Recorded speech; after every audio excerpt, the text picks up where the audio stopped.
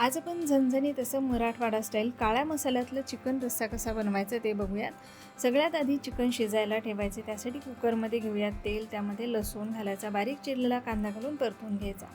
Chicken घालून mix करून घ्यायचं। यामध्ये हळद, मीठ घालायचं आणि 4-5 मिनिटं असंच मिठामध्ये याला परतून घ्यायचं। पाणी घालायचं नाही, यामुळे चिकन चवीला चांगलं लागतं।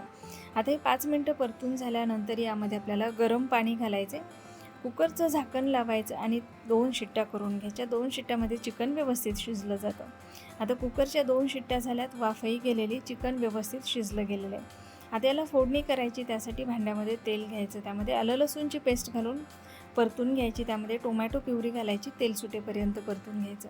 यामध्ये घालूयात काळा मसाला। हा अश्विनीज रेसिपीचा काळा मसाला आहे। ऑर्डर करण्यासाठी नंबर स्क्रीनवरती दिलेला आहे। एसूर मसाला घालायचा। कांदा, खोबरं आणि खसखसचं वाटण घालून परतून घ्यायचं। छान तेल सुटले की त्यामध्ये चिकनचे पीसेस घालायचे आणि याला 4-5 मिनिटं असं शिजवून घ्यायचं। नंतर यामध्ये सूप घालायचं, गरजेनुसार गरम पाणी घालायचं, गरज असेल तर मीठ घालायचं आणि मोठ्या फ्लेमवर 1 उकळी येऊ द्यायची।